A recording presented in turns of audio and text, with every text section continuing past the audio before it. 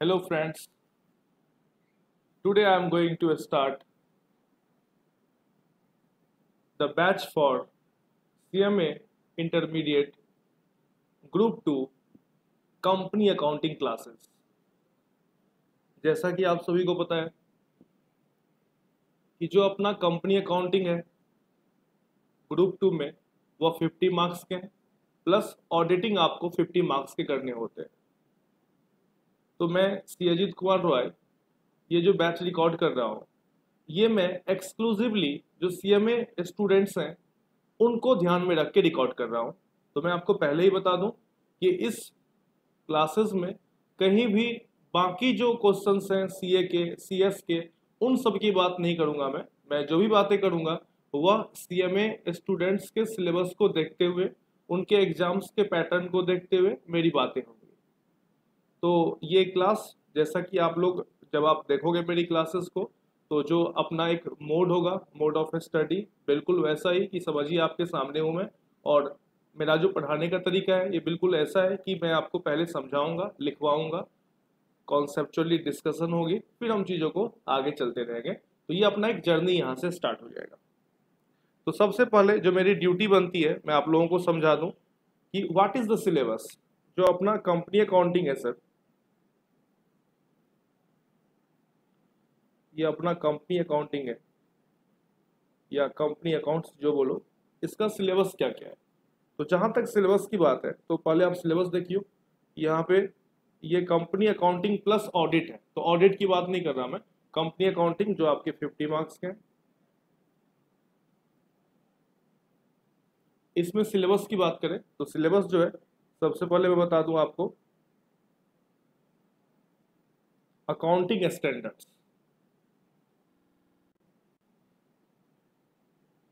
Accounting standards से मैं start कर रहा हूँ। अकाउंटिंग स्टैंडर्ड में कौन कौन से एएस पढ़ने हैं सर? तो अपन को पढ़ने हैं AS 12 जो कि है अकाउंटिंग फॉर गवर्नमेंट ग्रांट। जो ग्रांट मिलते हैं आपको AS 12 इसका नाम है sir accounting for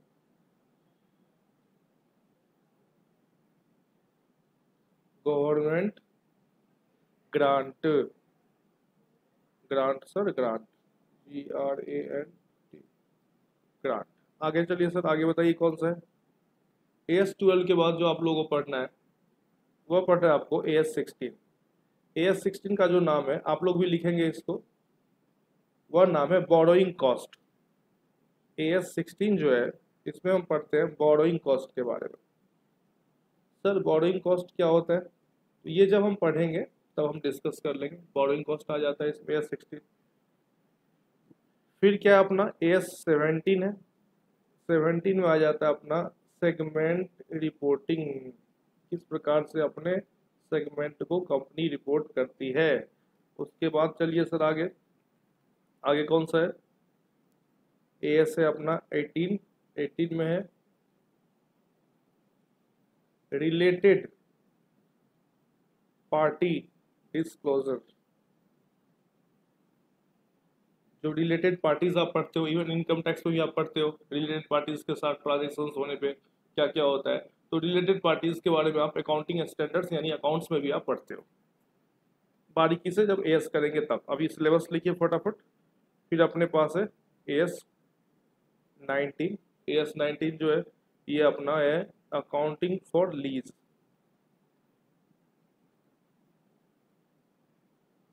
accounting for lease, lease पे यदि आप कोई एसेट्स लेते हो तो लीज पे लिए हुए एसेट्स का किस प्रकार से आप अकाउंटिंग करते हो। आगे चलिए, आगे AS है अपना 11। AS 11 क्या है सर, तो ये अकाउंटिंग फॉर फॉरेन एक्सचेंज। ये है accounting for foreign exchange transaction. Foreign exchange transactions को हम किस प्रकार से डील करते हैं, ये आपका AS 11 है। नेक्स्ट सर बताइए और क्या है। तो एक जो AS है ये है accounting standard 3 cash flow statement. Cash flow statement, तो जो ये कैश फ्लो स्टेटमेंट है AS 3 ये बिल्कुल किसके लिए, अकाउंटिंग स्टैंडर्ड से पढ़िए या चैप्टर वाइज पढ़िए, बट AS3 को मैं अकाउंटिंग स्टैंडर्ड से ही पढ़ते हैं। अकाउंटिंग स्टैंडर्ड का जो थियरी उसमें बहुत कम है, प्रैक्टिकल बहुत ज़्यादा है। उसके बाद फिर आ गया आपका AS15। देखिए मैंने सिस्टमैटिक नहीं लिखा, जो जो मुझे याद आ रहा था और जो जो यादें आ रही थी मुझे, मैंने उस AS का नाम लिख दिया। तो AS15 is the employ benefit, कि जो हमारे यहाँ एम्प्लॉय काम करते हैं कंपनी में, तो उनके बेनिफिट की अकाउंटिंग कैसे होती है, ये अपना एम्प्लॉय बेनिफिट AS15 अपना। तो ये देखिए, ये AS कितने AS हो गए, यदि मैं दिखाऊं आपको, तो AS कितने हो गए, देखो यहाँ पे ध्यान से आप, AS का जो नंबर है AS1, AS2, AS3, मतलब 4, 5, 5 के बाद ये रहा अपना 6, 6 के बाद जो है कुल मिला के आपको 7 और 8, ये आपको 8 अकाउंटिंग स्टैंडर्ड्स आपको पढ़ने हैं। ये 8 आपके AS आपके सिलेबस में। अपार्ट फ्रॉम AS आपका जो सिलेबस है वो क्या है, तो मैं अब चैप्टर वाइज बात कर रहा। AS के अलावा जो आपको पढ़ना है, आपको पढ़ना है accounting for issue of shares, shares कैसे इशू करते हैं,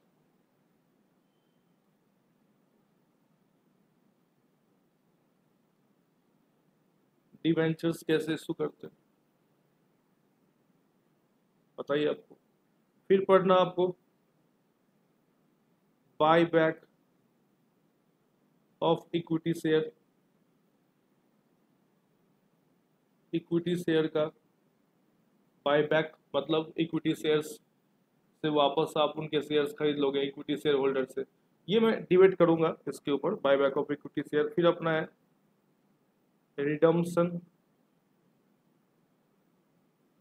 redemption of preference share capital and debentures. Debentures और प्रेफरेंस शेयर कैपिटल्स जो होते हैं ये आउटसाइडर होते हैं, तो इन आउटसाइडर का जो पैसा वापस करते हैं उसे हम बोलते हैं रिडम्पशन। उसके बाद इसी ग्रुप में एक और टॉपिक है, उसका नाम है under writing.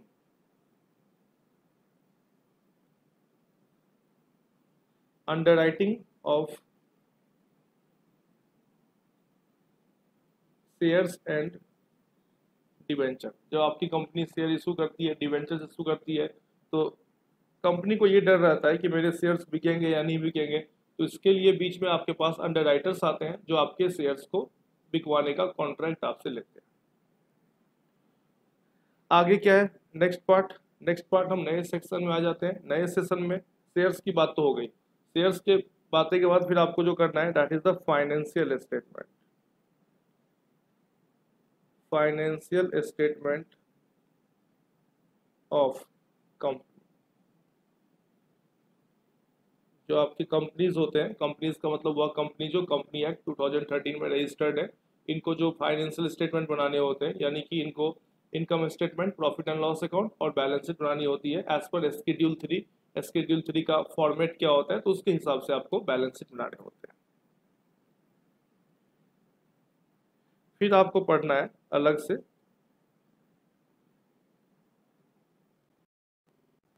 Accounting for banking,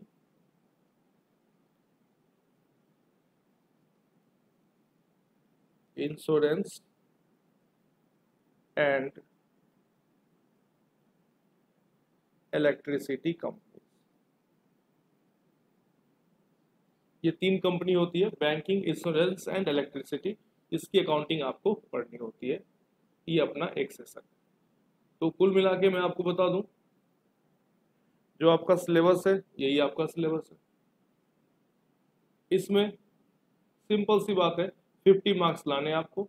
आप पूरे के पूरे आइटम को पढ़ के जाइए अच्छे से, आपको 50 में आई थिंक 40 प्लस तो आ ही सकते हैं, कोई दिक्कत नहीं।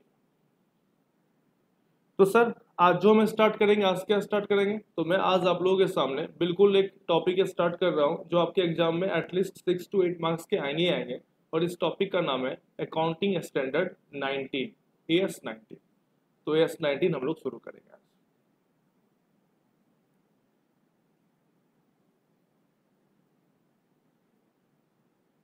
तो आप लिखिए अकाउंटिंग स्टैंडर्ड 19। इसका नाम क्या है सर? तो इसका नाम है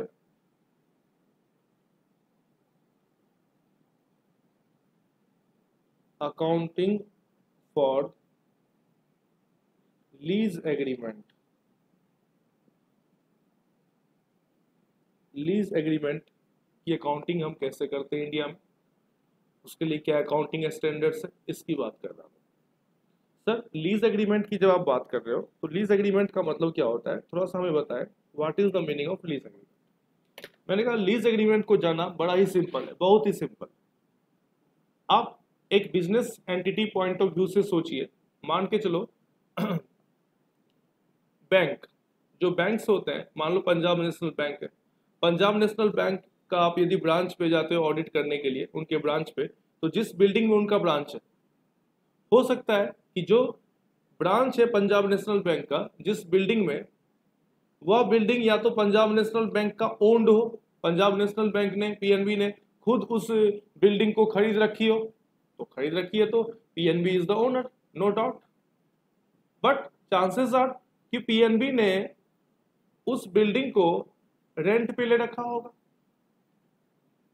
जब आप किसी एसेट्स को रेंट पे लेते हो और उसका एग्रीमेंट बनाते हो आप कि इस एसेट्स को मैं रेंट पे ले रहा हूं 5 सालों के लिए, 4 सालों के लिए, उसका एक प्रॉपर एग्रीमेंट बनता है। जब तक एग्रीमेंट है तब तक एज अ टेनेंट बिल्कुल आप उस एसेट्स को यूज करोगे, और जो उसका ओनर है एग्रीमेंट के पीरियड में तो आपको हटा नहीं सकता। तो ऐसे एग्रीमेंट को ही हम बोलते हैं लीज एग्रीमेंट। तो सर क्या ये रेंट एग्रीमेंट की तरह है? मैंने कहा बिल्कुल हाँ। रेंट एग्रीमेंट जो है थोड़ा कच्चा है। Rent agreement is and lease agreement is same. Rent agreement थोड़ा कच्चा काम है, लीज एग्रीमेंट थोड़ा पक्का काम है। मतलब जान फूकने वाली बात है लीज एग्रीमेंट में, मतलब दमदार काम है। यदि मैंने लीज पे कोई एसेट्स ले लिया 10 सालों के लिए और मैंने उसका जो रेंट है डिसाइड कर लिया है, मतलब मैंने डिसाइड नहीं किया, मतलब एग्रीमेंट हो रखा है, टेनेंट और जो ओनर है, लैंडलॉर्ड है, दोनों ने डिसाइड कर लिया, तो वही चलेगा। बीच में फिर मकान मालिक आपको बीच में हटा नहीं सकता और आप भी बीच में हट के जा नहीं सकते। दोनों पार्टी का एक एग्रीमेंट बन गया। आपने पढ़ा होगा इंडियन कॉन्ट्रैक्ट एक्ट कि जहां पे एग्रीमेंट तैयार हो जाता है, कॉन्ट्रैक्ट तैयार हो जाता है, तो आप बीच में छोड़ के नहीं जा सकते। मतलब 10 साल के लिए आपने लीज पे लिया है तो आपको, यदि 10 साल के लीज की बात हो रही है तो 10 साल का आपको रेंट देना पड़ेगा। साथ ही साथ मकान मालिक भी उस रेंट को बढ़ा नहीं सकता और बीच में फिर मकान मालिक भी आपको गर्दन पकड़ के निकाल नहीं सकता। तो मेरी बात को आप समझ पा रहे होंगे। रेंट एग्रीमेंट, लीज एग्रीमेंट दोनों सेम है। लीज एग्रीमेंट जब मैं बोलता हूं तो पक्की बातें हैं। तो बिजनेसमैन जो होते हैं वह नहीं चाहते हैं कि बार बार कोई अपने को डिस्टर्ब करे, बार बार अपना जगह चेंज हो, तो वह पक्की बातें करते हैं, सब कुछ लीज एग्रीमेंट पे बना लेते हैं। तो इसलिए लीज एग्रीमेंट को आप रेंट एग्रीमेंट ना बोल के लीज एग्रीमेंट ही बोलते हो बिजनेस पॉइंट ऑफ व्यू से। चलिए, तो सबसे पहले हम लिखते हैं मीनिंग।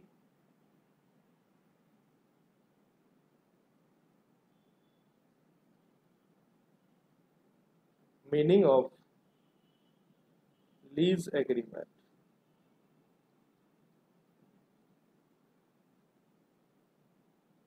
तो सारे बच्चे लिखेंगे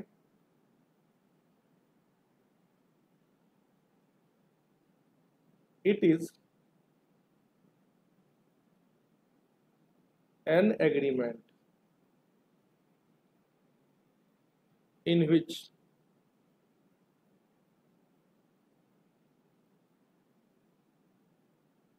possession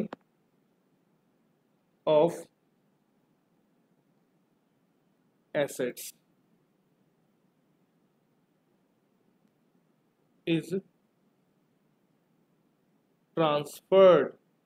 Possession of assets is transferred to lessee. Lessee का मतलब सर, लेसी का मतलब होता है दोस्त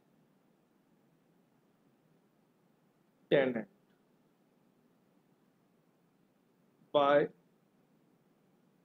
लेसर, लेसर का मतलब आप बोल सकते हो ओनर, मकान मालिक। इसको आप ओनर भी बोल सकते हो, ओनर।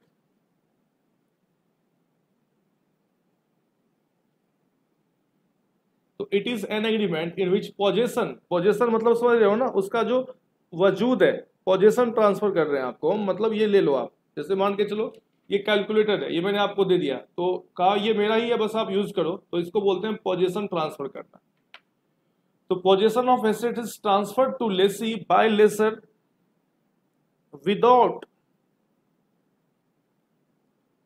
मजे की बात तो यही है, without transferring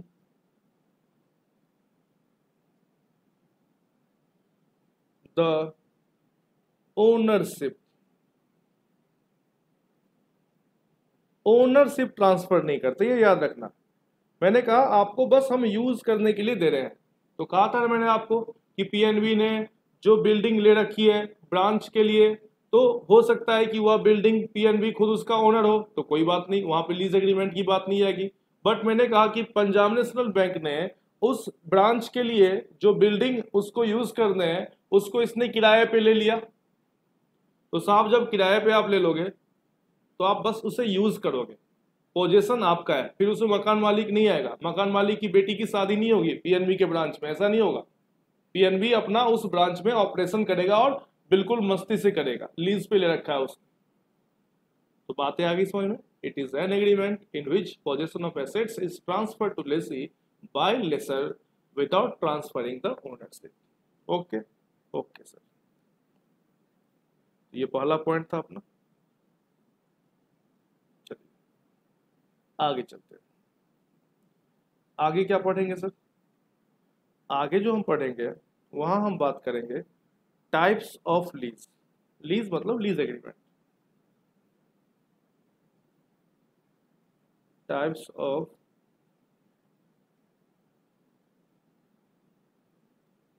lease agreement.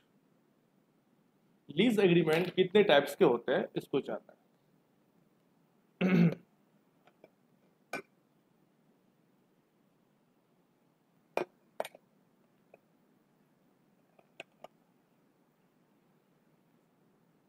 Lease agreement दोस्त होते हैं दो टाइप्स के। सबसे पहला जो होता है, सबसे पहला financial lease,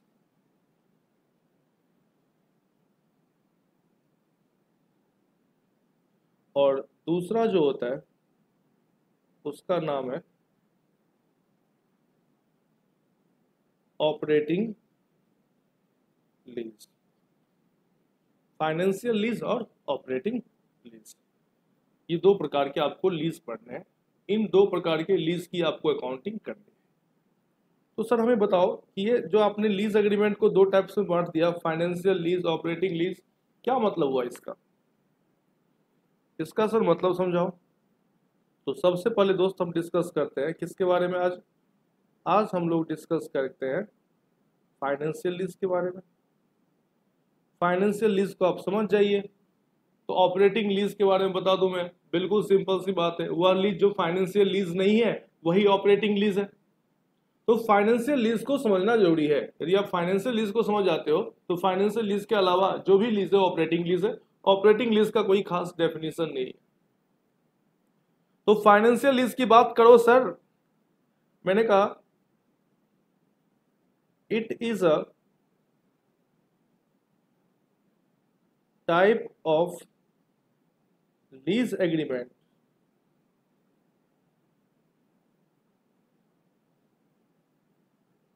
in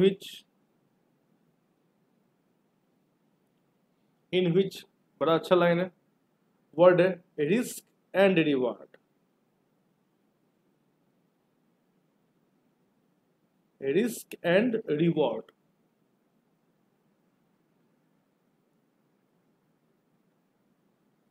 related with assets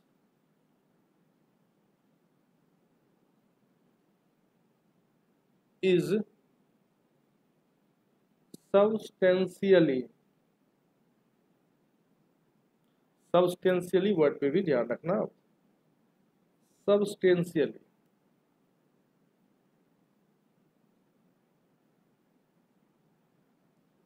transferred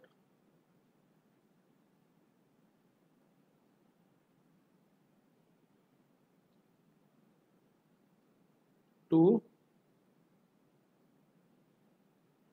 Lesi. Sir क्या मतलब हुआ? It is a type of lease agreement in which risk and reward, ये जो रिस्क एंड रिवॉर्ड आपने लिखा, रिलेटेड टू एसेट्स या related with assets is substantially transfer to lessee. मतलब साहब ये हुआ कि भले ही लेसी ने किसी एसेट्स को किराए पे ले रखा है, बट जिस हिसाब से लेसी उस एसेट्स को यूज कर रहा है ना, बिल्कुल ऐसा प्रतीत हो रहा है, बिल्कुल ऐसा झलक रहा है, बिल्कुल ऐसा लग रहा है कि लेसी बिल्कुल उसका ओनर है। मतलब लेसी उस एसेट्स को भले ही किराए पे ले रखा है, लेसी उस एसेट्स को भले ही किराए पे ले रखा है, बट जो लेसी का यूज करने का जो अप्रोच है, उस एसेट्स को जो यूज करने का अप्रोच है, वो बड़ा ही मतलब सॉलिडेटरी अप्रोच है, एज अ ओनर की तरह यूज करता हूं। बिल्कुल यदि वो अपना सामान भी खरीद के लाता तो ऐसे ही यूज करता। मतलब ओनरशिप, आप समझो, मालिकाना हक बिल्कुल लगभग, मतलब बोलूं मैं उसको, मिल गया है। उसका जो यूज करने का अप्रोच है, यूज करने का जो एटीट्यूड है, बिल्कुल मालिकाना हक जैसे ही वो यूज कर रहा है। कागज पे ओनर नहीं है वो। सच्चाई की बात करें, यदि हम एग्रीमेंट की बात करें, तो he is not owner but he is working like a deemed owner. आप लोग डीम्ड ओनर समझते हो, मतलब मालिक जैसा ही मेरा एक वजूद है, तो डीम्ड ओनर जैसे काम करता है वो। सर कैसे हम मान लेंगे कि वो डीम्ड ओनर है? कैसे पता चलेगा कि उसको मालिकाना हक मिलने वाला है, या मालिकाना हक मिलने जैसा ही उसको एक्सपीरियंस हो रहा है? आप जो ये बोल रहे हो, ये पता कैसे चलेगा? तो मैंने कहा इसके इंडिकेटर्स हैं। आप लीज एग्रीमेंट को पढ़िए, लीज एग्रीमेंट में आपको इंडिकेटर्स मिलेंगे। यदि ये इंडिकेटर्स आपको मिल रहे हैं, तो आप समझिए कि जो लेसी है वह बिल्कुल मालिकाना हक जैसे, मालिक जैसे उस एसेट्स को यूज कर रहा है, और वह बिल्कुल मालिक जैसे बर्ताव कर रहा है। तो वह लीज कौन सा हो जाएगा? Financial lease. तो आपको इंडिकेटर पहचानना है। इंडिकेटर सर कहां से दिखेगा मुझे? इंडिकेटर, इंडिकेटर कहां से आएगा? तो मैंने कहा इंडिकेटर आपको पता चलेगा लीज एग्रीमेंट को पढ़ के, कि लीज एग्रीमेंट में कौन कौन सी बातें लिखी हुई है, क्या क्या टर्म्स एंड कंडीशंस हैं। उन टर्म्स एंड कंडीशंस को आप पढ़ के पता लगा सकते हो कि यह लीज का नेचर फाइनेंशियल लीज है या इस लीज का नेचर ऑपरेटिंग लीज। तो आइए मैं बताता हूँ आपको क्या क्या वो इंडिकेटर है। AS19 बताता है कि इंडिकेटर है इसके। तो नेक्स्ट पॉइंट इज, लिखेंगे आप, if any of the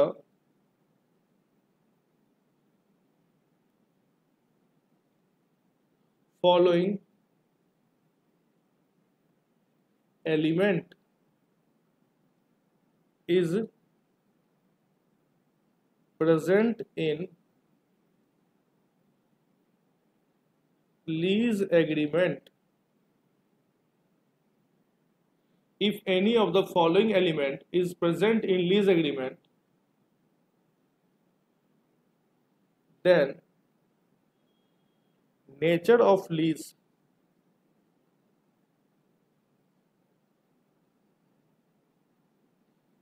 is treated as financial lease. तो कई बच्चे अभी तक जो सोच रहे होंगे यार क्लियर नहीं हो पा रहा है सर कि फाइनेंशियल लीज कैसे पता चलेगा, तो अब आपको पता चलेगा। कुछ इंडिकेटर्स बता रहा मैं, पहले इस इंडिकेटर्स को लिखिए, उसको न्यूमेरिकली करेंगे तो आप चीजों को अच्छे से समझना शुरू कर देंगे। तो अभी बिल्कुल आपको परेशान नहीं होना है, बिल्कुल अभी आपको लिखना है। इंडिकेटर्स लिखिए, कौन कौन से इंडिकेटर्स। इंडिकेटर नंबर 1, सबसे पहला पॉइंट, ध्यान से लिखिएगा। और इसको अभी समझ नहीं सकते आप, इसको नंबर से करेंगे, एग्जाम्पल दूंगा मैं आपको न्यूमेरिकल्स, तो फिर आप समझोगे। अभी बस आप लोगों को ये इंडिकेटर्स लिखना है। पहला पॉइंट है the present value, the present value of minimum lease payment, the present value of minimum lease payment is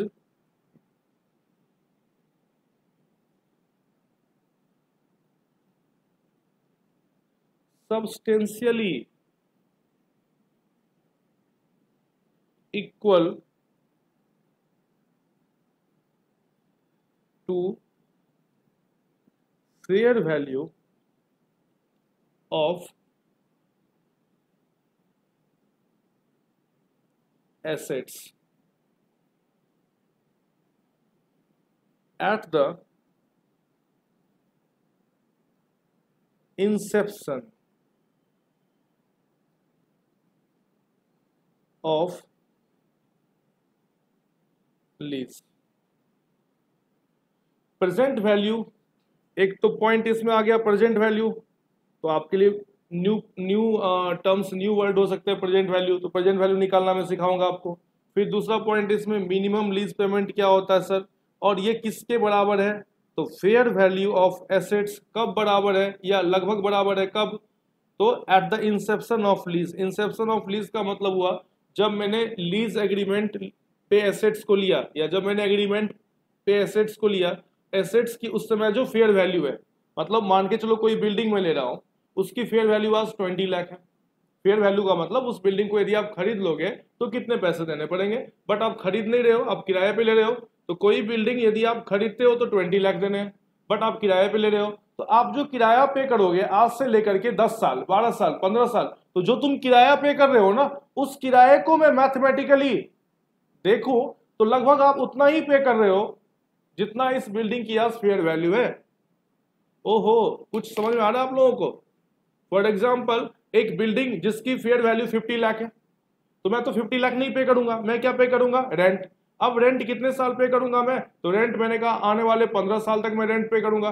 तो जो 15 साल तक जो मैं रेंट पे करता रहूंगा करता रहूंगा करता रहूंगा, 15 सालों तक जो मैं रेंट पे करता रहूंगा, मैं क्या देख रहा हूं यार, मैंने इतने रेंट पे कर दिए ना, फ्यूचर में मैं इतना रेंट पे कर रहा हूं ना, उसकी जो वैल्यू है वह लगभग इस एसेट्स के फेयर वैल्यू के बराबर है। हो सकता है ना ऐसा, यस। तो इसी पे हम एग्जांपल करेंगे और इसी केसेस को हम बोलते हैं कि हम जो रेंट पे कर रहे हैं उसकी जो वैल्यू है वह एसेट्स के फेयर वैल्यू के बराबर ही है। बट हम एसेट्स को खरीद नहीं सकते बिकॉज हमारे पास उतना कैश नहीं है, हमारे पास उतना पैसा नहीं है, हमारी मजबूरी है कि हम किराए पे दे रहे हैं, हम धीरे धीरे पे करेंगे। तो ऐसे केसेस में फाइनेंशियल लीज के इंडिकेटर्स हैं ये, ऐसे लीज को आप फाइनेंशियल लीज ही बोलोगे।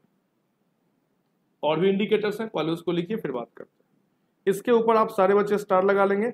इसके ऊपर न्यूमेरिकली आपको सवाल करने होते हैं और एग्जाम में घूम घूम के इसके ऊपर सवाल आते हैं। बड़ा प्यारा सवाल है इसके ऊपर, इंस्टीट्यूट का बड़ा चहेता ये कॉन्सेप्ट, तो करेंगे इसको अच्छे से करेंगे। अभी बस लिख के आगे चलते हैं।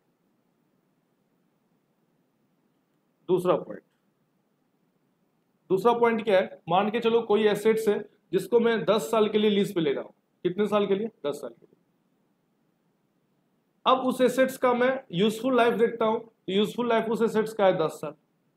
आप मेरी बातों को समझिए, किसी एसेट्स को मैंने किराए पे लिया 10 साल के लिए और उस एसेट्स का लाइफ भी 10 साल है, तो मैं जब यूज कर लिया 10 साल तो बचा क्या, दैट इज जस्ट अ कचरा।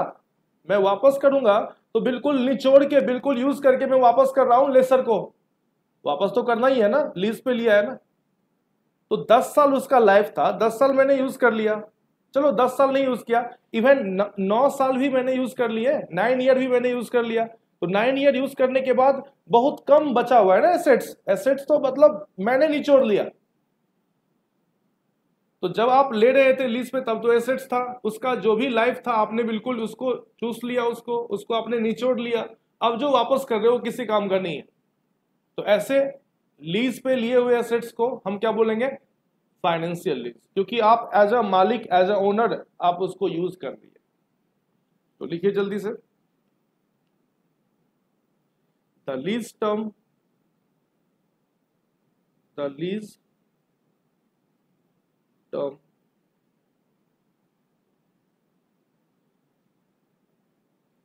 cover the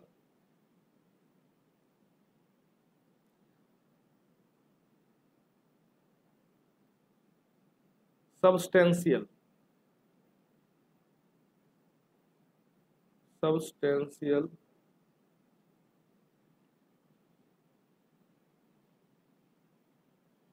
economic life of assets. Substantial का मतलब 10 साल है तो 10 साल नहीं 9 साल भी चलेगा, मतलब लगभग 10 के इर्द गिर्द। या उसका यूजफुल लाइफ 20 ईयर है तो मैंने 18 ईयर के लिए ले लिया लीज पे, तो लगभग मतलब यूज कर ही लिया यार, 2 साल कुछ ज्यादा नहीं है। सब्सटेंशियल का मतलब 90% से ज्यादा हमने उसको यूज कर लिया, तो पूरा 100% ना होके 90% से ज्यादा भी है तो माना जाएगा कि साहब आपने यूज किया, इसे फाइनेंशियल लीज आप मान लीजिए। होप कि आप लोग लिख भी रहे होगे। तीसरा इंडिकेटर, ये सारे इंडिकेटर हैं किसके, फाइनेंशियल लीज के। तीसरा इंडिकेटर क्या है, बचपन में आपने पढ़ा होगा hire purchase system. Hire purchase system just आपने ग्रुप 1 में पढ़ा, वहां पे क्या होता था कि एसेट्स को आप लाते थे, पोजीशन मिल जाता था आपको, डाउन पेमेंट आप कर देते थे, डाउन पेमेंट करते ही आपको क्या मिलता था, पोजीशन मिलता था। क्या ओनरशिप मिलता था, याद करो, सोचो, क्या ओनरशिप मिलता था? ओनरशिप तब तक नहीं मिलता था सर जब तक हम लास्ट इंस्टॉलमेंट पे नहीं करते थे। यानी कि यदि आप लास्ट इंस्टॉलमेंट पे कर देते थे तो आपको ओनरशिप मिल जाता था, यदि आप लास्ट ओनरशिप पे नहीं करते थे तो आपको ओनरशिप नहीं मिलता था। तो कहीं ना कहीं लेसी के पास ऑप्शन है ना, यदि आप सारे के सारे कंडीशंस को फुलफिल कर दोगे तो मालिक बन जाओगे, ओनरशिप मिल जाएगा आपको। यदि सारे के सारे कंडीशन फुलफिल नहीं करोगे तो आपको ओनरशिप नहीं मिलेगा। कंडीशन का मतलब यहाँ पे इंस्टॉलमेंट का पेमेंट। तो लिखिए,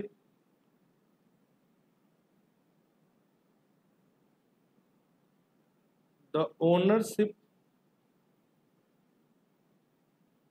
of the assets, the ownership of the assets shall be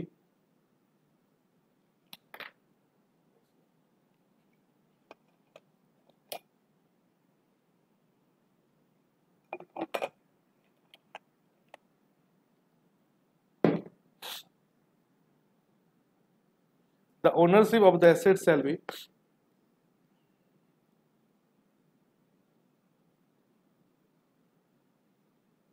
automatically transferred to lessee। Automatically मतलब कंडीशंस फुलफिल कर दोगे तब। at the end of lease term, at the end of sir lease term. जैसे आपने 6 instalment चुकाने थे, आपने 6 के 6 इंस्टॉलमेंट चुका दिया हायर परचेज पे, तो आप उसके ओनरशिप बन जाओगे, आप उसके ओनर हो गए। तो ओनर हो गए तो बस ओनरशिप जैसे ही मिलने लगे या ओनरशिप जैसा ही आपको एहसास होने लगा तो ऐसे लीज को हम बोलते हैं फाइनेंशियल लीज। चौथा इंडिकेटर क्या है, चौथा इंडिकेटर ये है कि लेसी के पास ऑप्शन है। तीसरा में क्या था कि ओनरशिप आपको मिल जाएगा, कोई दिक्कत नहीं है, आप सारे के सारे इंस्टॉलमेंट पे कर दो, आपको ओनरशिप मिल जाएगा। चौथे में क्या है कि लेसी के पास ऑप्शन है, चाहे तो वह उसके ओनर बन जाए, ना चाहे तो वह एसेट्स वापस कर। तो लिखिए, द लेसी हैज ऑप्शन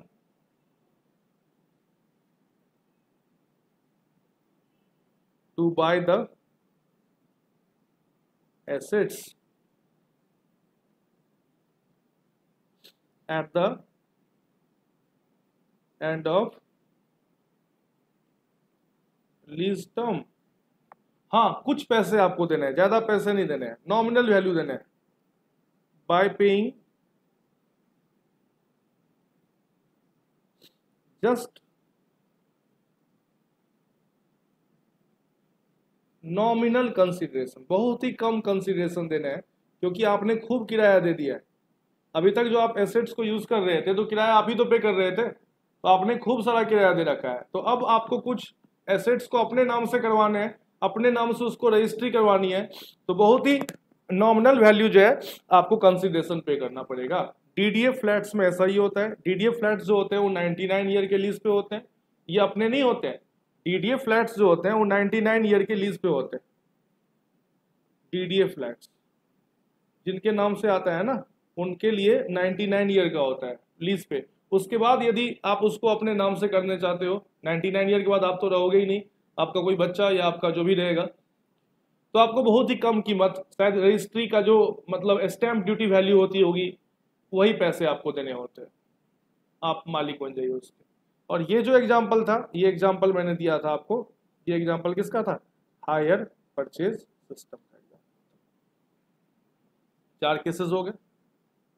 आ जाओ अब 5वां केसेस करते हैं। ये लास्ट इंडिकेटर है, घबराना मत। सर कितने इंडिकेटर है? 5वां इंडिकेटर क्या है सर, बताइए। 5वां इंडिकेटर ये है दोस्त कि जो एसेट्स है ना, एसेट्स को बिल्कुल डिजाइन किया गया है लेसी के लिए।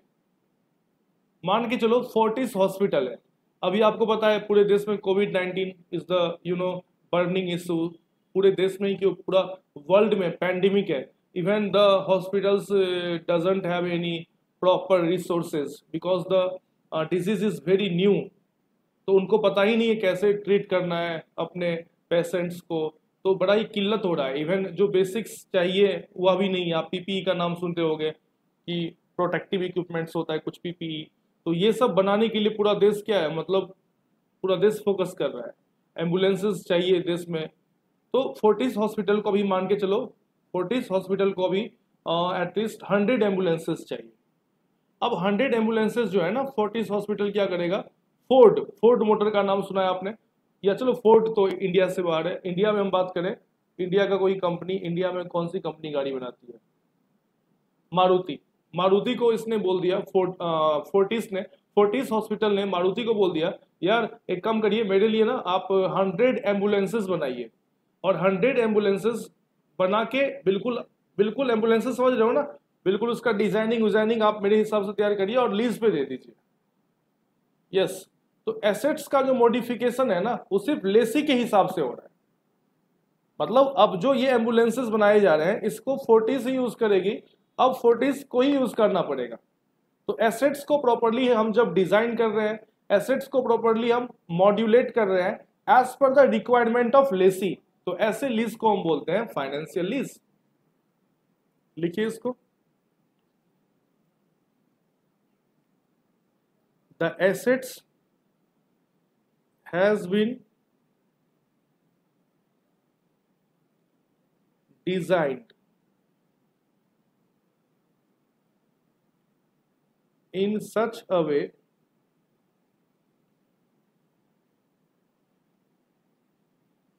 that only lessee can use it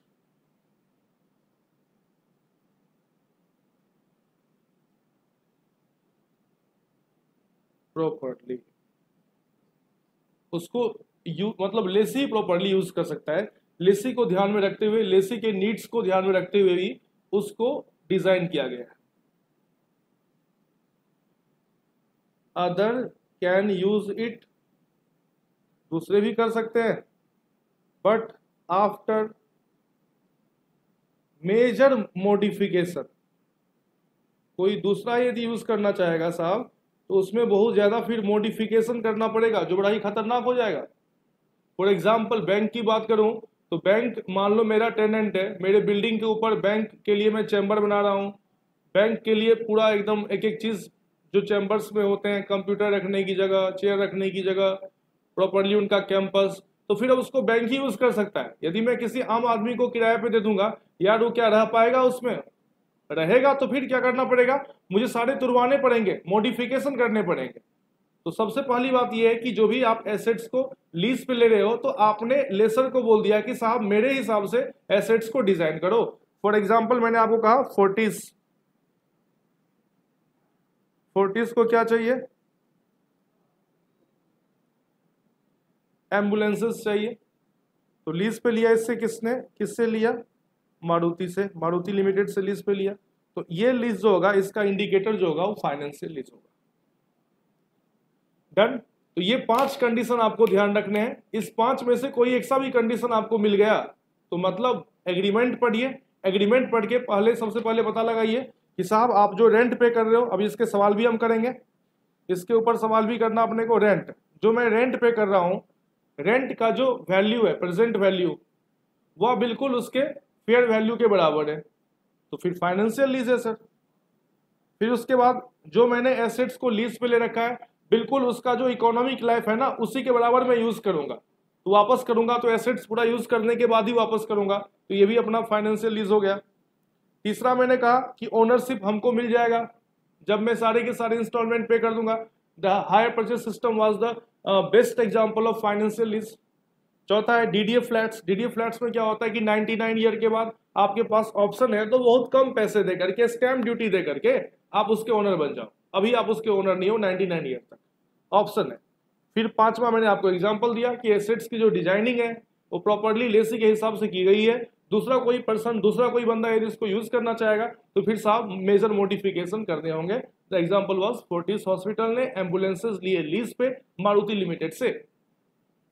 done, यहां तो कोई दिक्कत नहीं। यस, होप सो आपने लिखा भी होगा इसको। अब सर आगे चले, और आगे मैं आपको बता दूं, ये जो मैंने कहा इंस्टीट्यूट का चहेता सवाल है, इंस्टीट्यूट हमेशा इस पे सवाल पूछता है कि the present value of minimum lease payment is substantially equal. तो मैं इसके ऊपर आप लोगों को कुछ सम कराता हूं, इसको समझते हैं प्रैक्टिकली।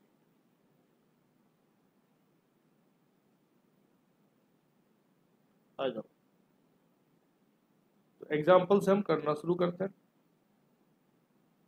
ठीक, तो अब एग्जाम्पल की बारी आ गई। आपको पहचानना है कि लीज कौन सा लीज है, ऑपरेटिंग लीज है या फाइनेंशियल लीज है। फिर आप पहचान जाओगे तो फिर उसकी अकाउंटिंग की बात करेंगे हम। तो मैं एक छोटा सा सवाल बना रहा, मान लो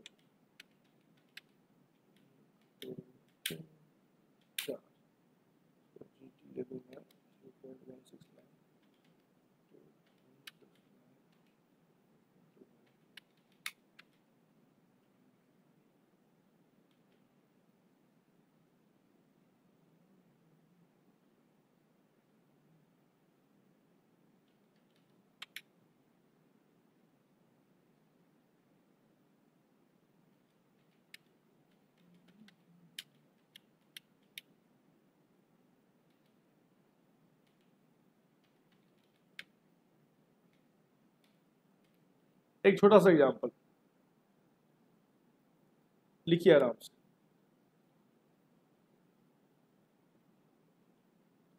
fair value of assets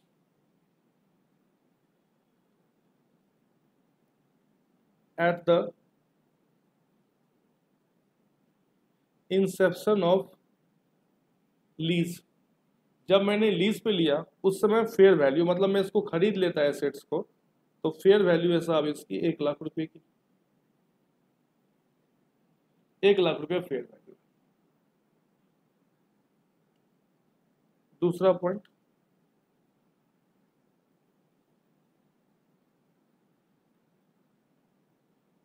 lease term मैंने क्या किया, 4 साल के लिए, 4 इयर्स के लिए मैंने लीज पे ले लिया। तीसरा point, lease rental. Lease rental जो पे करूंगा मैं, वह पे करूंगा 30,000 पर एनम। पर एनम में 30,000 लीज रेंटल पे करूंगा। और 4 साल यूज करने के बाद मैं एसेट्स को बिल्कुल अच्छे से यूज करूंगा, उसको यूज करने के बाद मैं वापस करूंगा। तो लेसी क्या बोलेगा, सॉरी लेसर क्या बोलेगा, लेसर मतलब मालिक, कि यार तुमने जो एसेट्स के किराए दिए 30-30 हजार तो ठीक है, बट अब एसेट्स को तुमने ऐसे यूज कर लिया, इसके अंदर कुछ जान नहीं बची हुई है, तो ये तुम रख लो एसेट्स, बट मुझे ना 5,000 रुपये दे दो।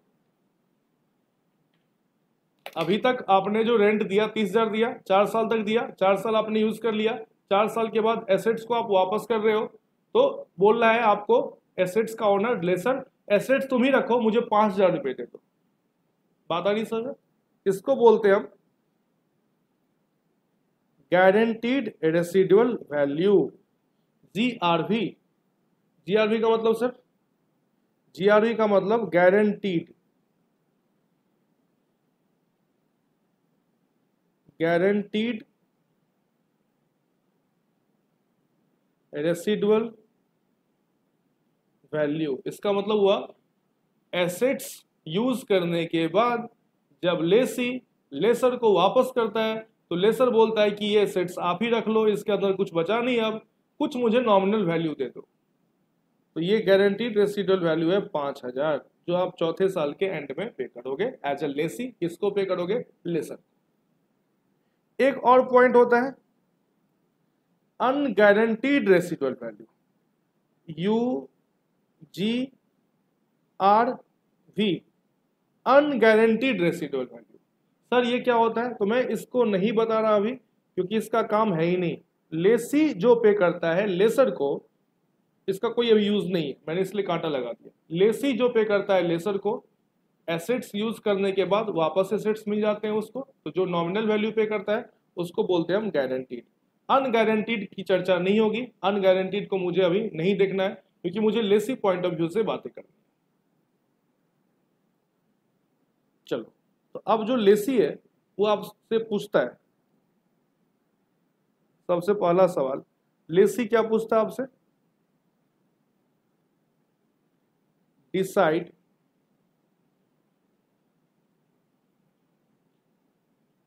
Whether the nature of lease is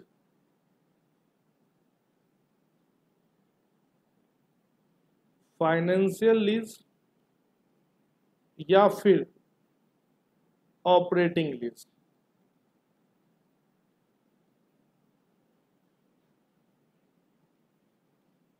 आपको डिसाइड करना है, पूछ रहा है आपसे।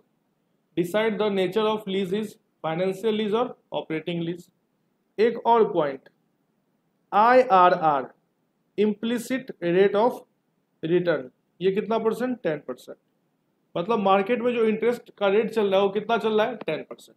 तो कई बच्चों ने फाइनेंशियल मैनेजमेंट पढ़ रखे होंगे तो उनको पता होगा कि कैसे हम डिस्काउंट करते हैं, कैसे हम प्रेजेंट वैल्यू निकालते हैं। कई बच्चों ने नहीं पढ़ रखा होगा तो कोई घबराने वाली बात नहीं है, मैं आपको हेल्प कर रहा कि किस प्रकार से आप प्रेजेंट वैल्यू निकालते हो। ये हमेशा जनरली IRR गिवन ही होगा। चलिए सर, तो आपसे पूछा जा रहा है कि बताओ जो नेचर ऑफ लीज है वो ऑपरेटिंग लीज है या फाइनेंशियल लीज है, आपसे पूछा जा रहा है। इसका सॉल्यूशन कैसे देंगे आप? इसके सॉल्यूशन की जब बात आएगी तो कैसे लिखेंगे हम इसका सॉल्यूशन?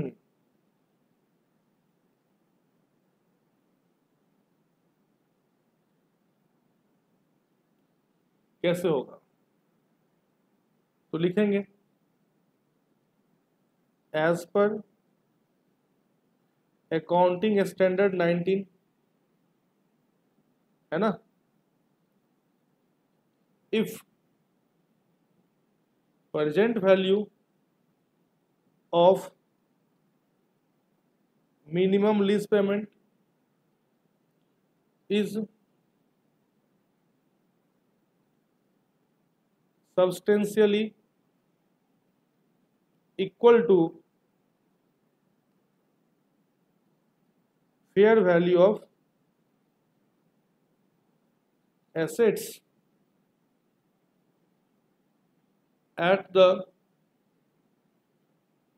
inception, का मतलब जो आप लीज पे ले रहे हो, at the inception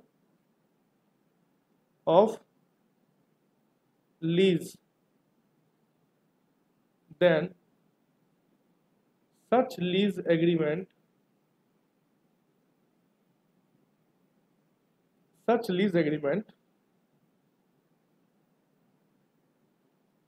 lease agreement is treated as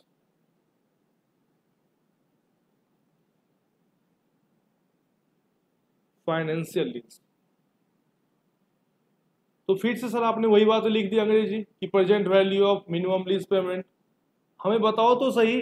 मैंने कहा बिल्कुल समझा रहा हमें, बस 2 सेकंड रुकिए, इसको लिख लीजिए जल्दी से, इसको लिख लीजिए। As per S 19, if present value of minimum lease payment is substantially equal to fair value of assets at the inception of lease, then such lease agreement is treated as financial lease। हमें sir समझ में नहीं आ रहा, मैंने कहा बिल्कुल समझ में आएगा, देखिए यहाँ पे प्रैक्टिकली करते हैं। ये सवाल आप ध्यान रखिएगा कि फेयर वैल्यू ऑफ एसेट्स, जब आप लीज पे सामान को खरीद रहे हो उस समय फेयर वैल्यू ऑफ एसेट्स कितने की है, 1 लाख रुपए की है। लीज टर्म जो है आपका वो 4 साल के लिए आपने लीज पे लिया है। लीज रेंटल आप 30-30 हजार पे करने वाले हो 4 सालों तक। 4 साल समाप्त होने के बाद आप लास्ट ईयर में कितना पे करोगे, 5,000 पे करोगे as a nominal value. Assets आपके पास ही रह जाएगा, एसेट्स आपको वापस करने की जरूरत नहीं है। अनगारंटीड रेसिडुअल वैल्यू की बात मुझे नहीं करनी है। और जो प्रेजेंट वैल्यू मुझे निकालना है, जो कई बच्चे शायद नहीं जानते होंगे, तो उनको समझाना है 10% आपको इंटरेस्ट रेट यूज करना है। तो मैं चलता हूं अगले पेज पे, अगले पेज से मैं आपको समझाता हूं। आइए, क्या समझना है अपने को?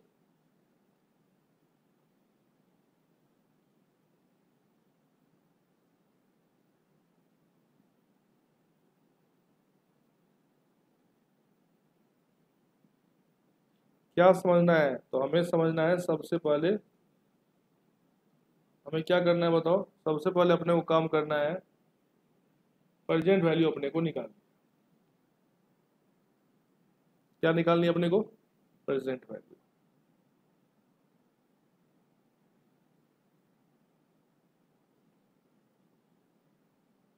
Step 1,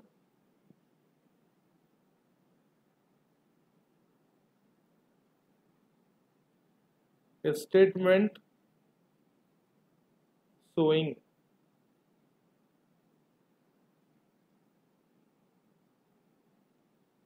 computation of present value of minimum lease payment by lessee। Lessee pay करेगा। फिर लिखेंगे आप मिनिमम लीज पेमेंट में क्या क्या आता है। तो मिनिमम लीज पेमेंट में आता है जो भी आप लीज रेंटल पे करेंगे, सारे के सारे लीज रेंटल आ जाएंगे, प्लस लीज रेंटल के बाद जो आप पे करोगे, क्या पे करोगे अभी समझाया था मैंने आप लोगों को। लीज रेंटल के बाद आप क्या पे करोगे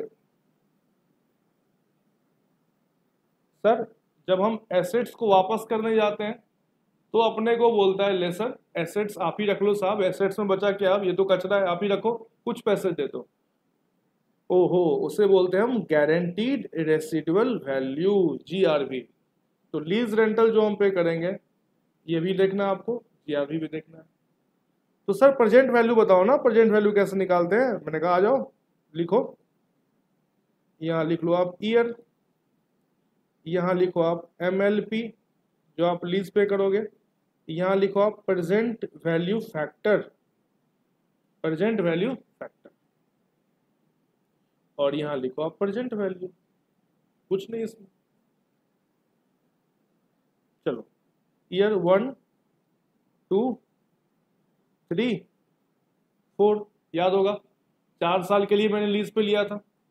अब मिनिमम लीज पेमेंट जो पे करूंगा मैं, कितना कितना मैं मिनिमम लीज पेमेंट करूंगा, तो सर आप पे करोगे, याद है कुछ? मैं तो भूल गया कितना पे करना था मुझे, मैं एक बार देख लूं।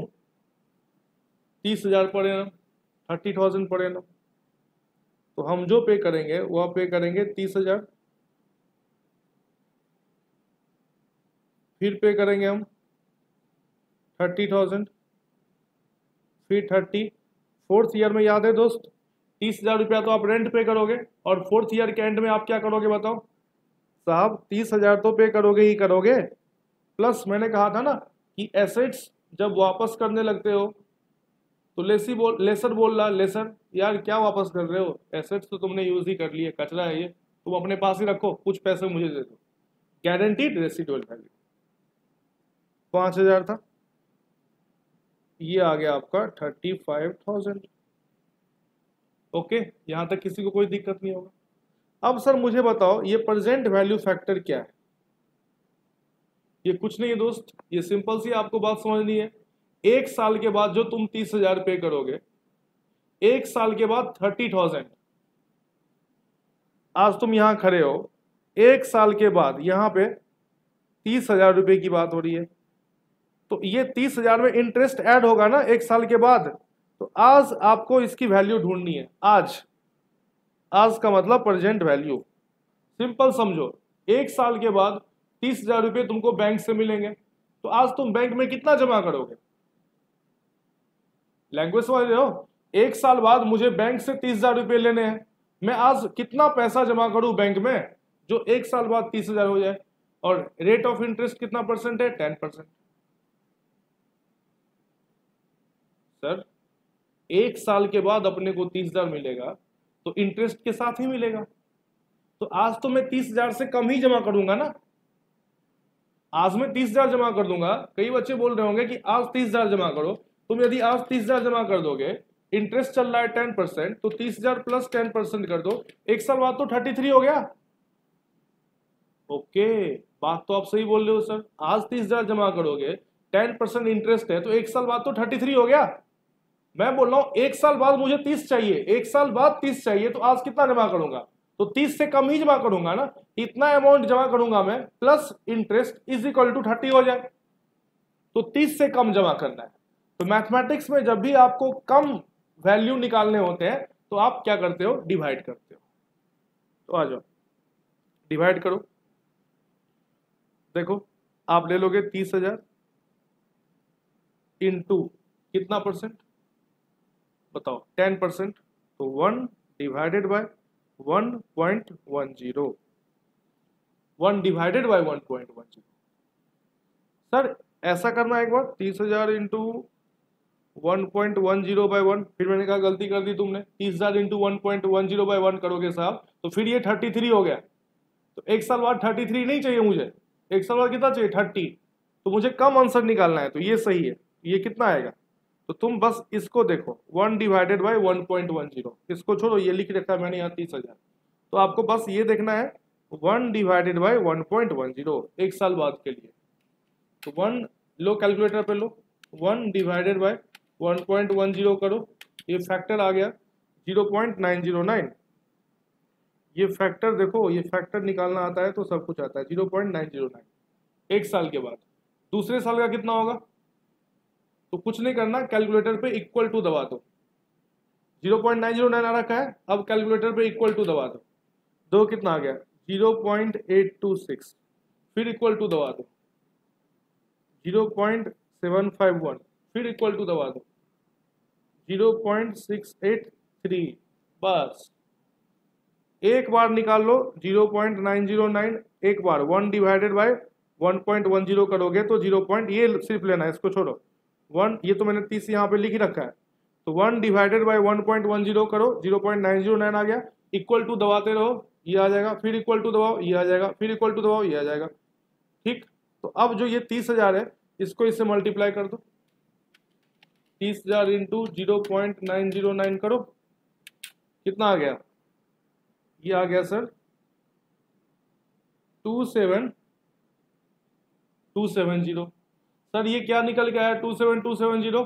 तो चेक करो, 27270 यदि मैं आज जमा करता हूं, प्लस कर दो 10%, तो देखो लगभग आपको 30,000 रुपये मिल जाएंगे, 29,997 रुपये आ रहे हो। मतलब समझे? मतलब ये कि आज मैं 27,270 आज जमा करूंगा तो 1 साल बाद ये 30,000 हो जाएगा।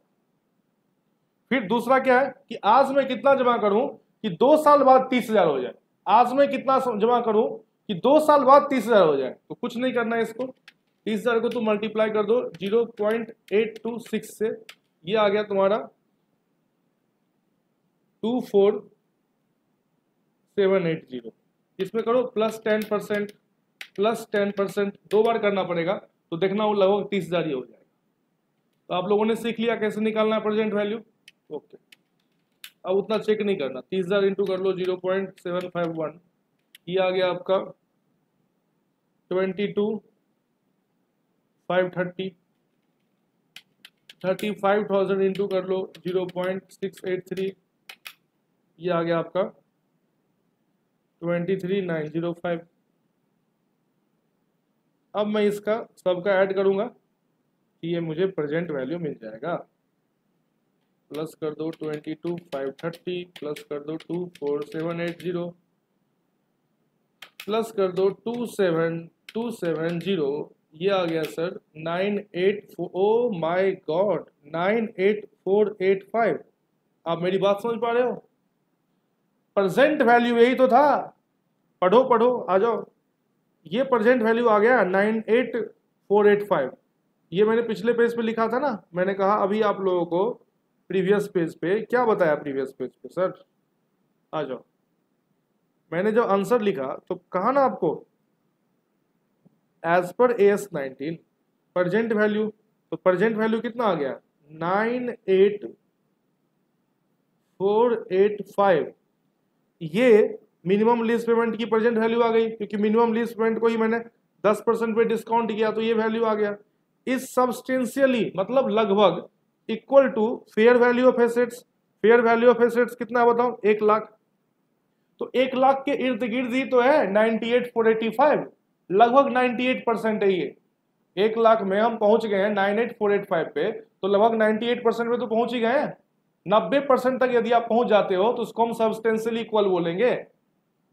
ओके तो फिर से पढ़िए, as per AS19 if present value of minimum lease payment is substantially equal to fair value of assets at the inception of lease, then such lease agreement is treated as financial lease। इसको हम financial lease बोलेंगे। ठीक, तो आ जाओ देखो यहाँ पे जो हम कर रहे थे वहां पे आते हैं, तो लिखेंगे यहाँ पे, आपको लिखना भी तो है, क्या लिखेंगे, since present value 98485 is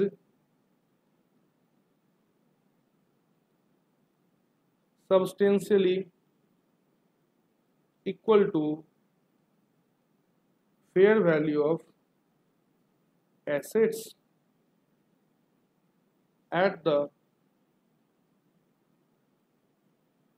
inception of lease, so nature of lease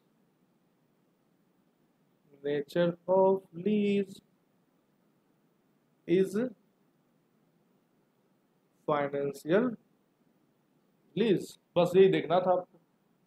sir क्या होता यदि ये 70,000 रुपये आ जाता, यदि मैं इसका सबका टोटल निकालता, ये सबका मैं टोटल निकालता, मान लो यहाँ से लेके यहाँ तक मैं टोटल निकालता, ये सबका टोटल निकालता और ये 70 आता, तो 70 तो बहुत कम हो गया ना, 90 या 90 से ऊपर आया तो फाइनेंशियल लीज है, 90% से कम आ गया तो फिर वो कौन सा लीज है, फाइनेंशियल लीज तो नहीं है, तो फिर ऑपरेटिंग लीज है। तो आई थिंक आप लोगों ने इतना समझा होगा, इसमें कोई दिक्कत नहीं आई होगी आप लोगों को, है ना। सर इस पे कुछ सवाल दीजिए हमको होमवर्क, तो आ जाओ कुछ सवाल दिखाता हूँ मैं आप लोगों को, सवाल कैसे आते हैं।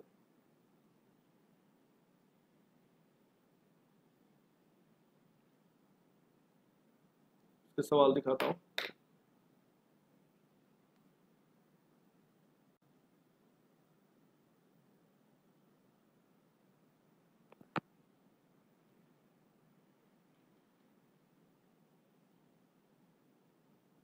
देखो अब सवाल आपके सामने, आई थिंक देख पा रहे होगे आप लोग। मैं एक काम करता हूँ ना, उसको थोड़ा बड़ा कर देता हूँ, है ना, उसको थोड़ा बड़ा कर देता हूँ ताकि आपको देखने में दिक्कत ना हो।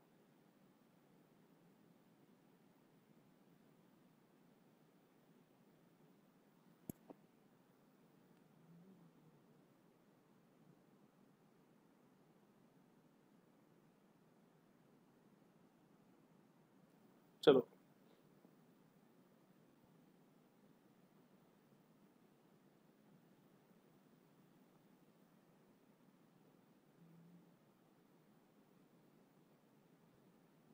अब देखिए प्रॉब्लम S3 आप लोग पढ़ेंगे ध्यान से।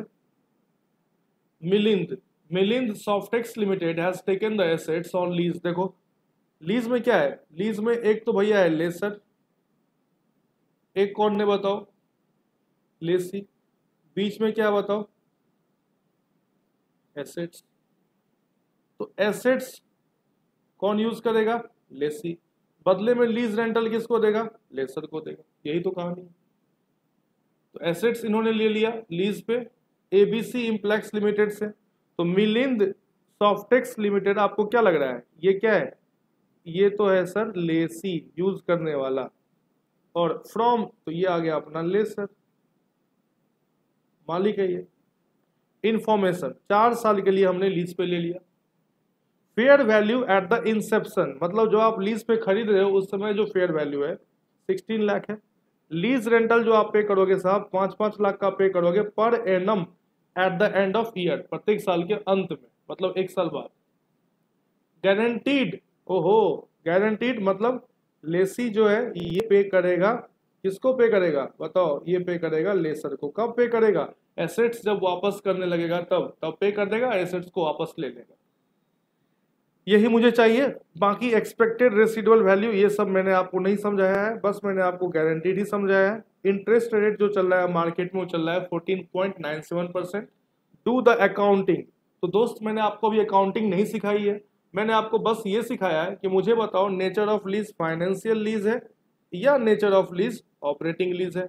इसका मैंने पहला इंडिकेटर पे सवाल करवाया कि यदि आपका जो लीज रेंटल पे कर रहे हो उसकी फेयर वैल्यू के बराबर यदि आपने रेंट पे कर दिया सब्सटेंशियली बराबर, तो फिर वो फाइनेंशियल लीज है। तो अभी मैं अकाउंटिंग नहीं समझाया हूं, बस मुझे ये बताइए कि फाइनेंशियल लीज या ऑपरेटिंग लीज है, इस इंफॉर्मेशन को देखते हुए।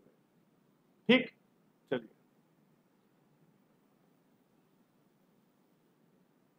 आ जाओ। तो सबसे पहले क्या करेंगे, स्टेप 1 में computation of present value of minimum lease payment, अभी समझाया मैंने आप लोगों को कैसे करेंगे। तो ये रहा अपना ईयर 1 2 3 4, यही था ना सर। मिनिमम लीज पेमेंट कितना कितना लीज पेमेंट पे करेंगे, याद है ना, 5 लाख 5 लाख 5 लाख। अच्छा लास्ट में याद है आप लोगों को, लास्ट में क्या स्टोरी थी, लास्ट में ये स्टोरी है कि 5-5 लाख तो तुम पे करोगे, गारंटीड रेसिडुअल वैल्यू जो है जो आप लास्ट में पे करोगे, ये देखो ना 1 लाख रुपया आपको देना पड़ेगा। तो आप रेंट तो पे करोगे ही करोगे, रेंट तो पे करना ही करना है, ध्यान रखना दोस्त। 5 लाख तो आप पे करोगे ही करोगे, 1 लाख आपको गारंटीड भी देना है। तो लास्ट ईयर में आपको कितना पे करना है, 6 लाख पे करना है। अब यहाँ आएगा प्रेजेंट वैल्यू फैक्टर, एक साल बाद। तो इस बार क्या लूंगा मैं, 1 डिवाइडेड बाय 14.97%। तो 14.97% का फैक्टर क्या होगा, यदि 10% का फैक्टर, सारे बच्चे 10% का फैक्टर 1.10 है, तो 14.97 का फैक्टर होगा 1.1497। इतना आपको पता होना चाहिए, 10% का फैक्टर 1.10, तो 14.97% का फैक्टर 1.1497। चलो 1 डिवाइडेड बाय 1.1497, एक बार निकाल लो बस, ये आ गया सर 0.869। आप 870 भी ले सकते हो, इक्वल टू कर लो 0.756, फिर इक्वल कर दो 0.658, फिर इक्वल कर दो 0.572। अब आ जाओ आप, अब निकालो आप present value, this is A, this is B, this is A multiplied by B. चलो आराम से 5 लाख को मल्टीप्लाई करो 0.869 से, 5 लाख को मल्टीप्लाई करें 0.869 से, ये कितना आ गया, ये आ गया 4,34,500। फिर 5 लाख इंटू 0.756 करो, ये आ गया 3,78,000। फिर 5 लाख को आप मल्टीप्लाई कर दो 0.658 से, ये आ गया आपका 3,29,000। 6 लाख को मल्टीप्लाई कर दो आप 0.572 से, 3,43,200। लगाओ टोटल लगाओ, इतना देर में तुम लोगों ने टोटल लगा लिया होगा दोस्त जो वीडियो देख रहे हैं। प्लस 3,78,000 प्लस 434 500, ये आ गया 14,84,700। क्या है ये, क्या आया ये? तो ये आया sir present value of minimum lease payment, यही आया ना। चलो आ जाओ, अब देखो फेयर वैल्यू ऑफ एसेट्स कितना है। जो फेयर वैल्यू ऑफ एसेट्स है at the Inception of lease, at the inception of lease, at the inception of lease, ये कितना है? ये सवाल में देखो आप लोग कितना है, देखो ये कितना है 16 लाख, या नहीं 16 लाख ही तो है, ये वाला अमाउंट 16 लाख ही तो है। चलो तो 16 लाख है, तो देखो ये 16 लाख है, तो बिल्कुल करीब ही तो है। तुम परसेंटेज निकाल लो, तुम्हें लग रहा है कि करीब नहीं है, तो देखो 14,84,700 डिवाइडेड बाय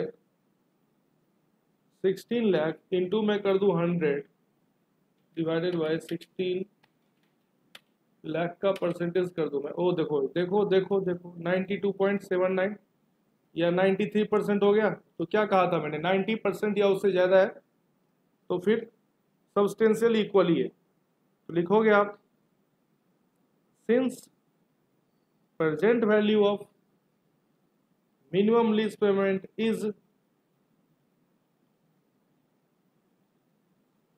सब्सटेंशियली